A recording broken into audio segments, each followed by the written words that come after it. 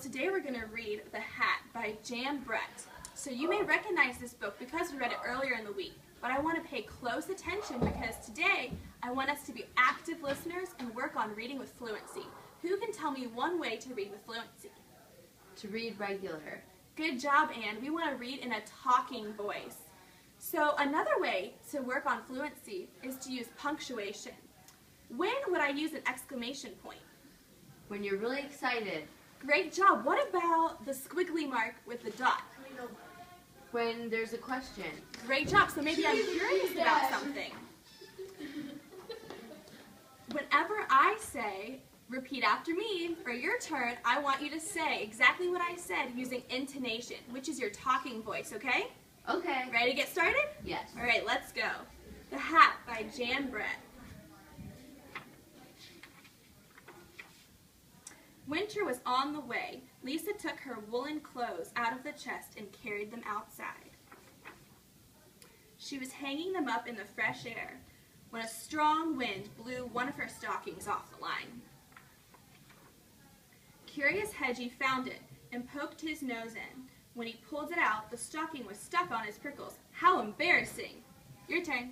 How embarrassing, Hedgie thought. The mother hen came by with her chicks. Cackle, cackle, she clucked and laughed. What's on your head, Hedgie? Your turn. What's on your head, Hedgie? Why, it's my new hat, he told her. Isn't it beautiful? Your turn. Isn't it beautiful?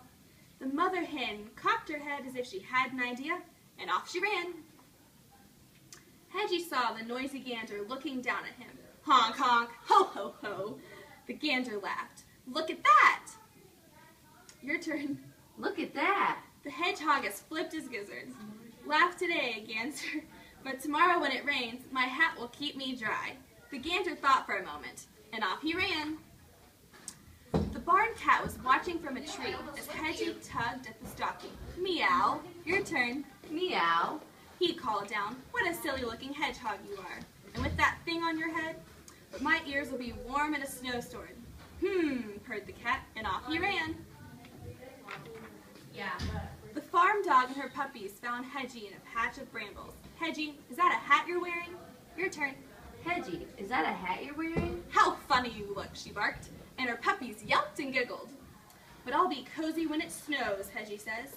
The farm dog's ears perked up, and off she ran. Oink, oink, the piglet squealed. What are you up to, Hedgie? Your turn. What are you up to, Hedgie? The mama pig asked, making sure my hat doesn't fall off if an icy wind blows up.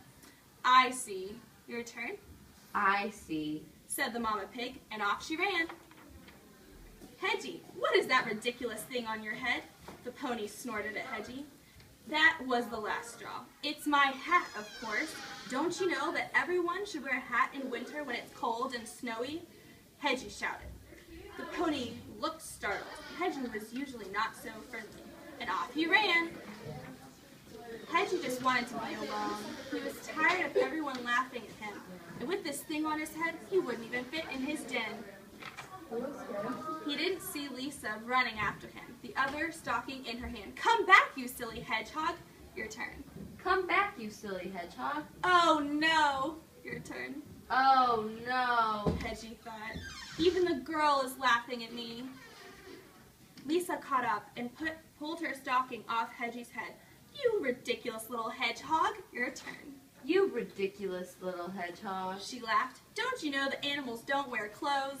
Your turn. Don't you know that animals don't wear clothes? Hedgie headed for his den, and Lisa started back towards the clothesline. That's when she saw all of her missing woolens. The animals had taken them, and each one was thinking, now I am wearing a magnificent hat. Your turn. Now I am wearing a magnificent hat.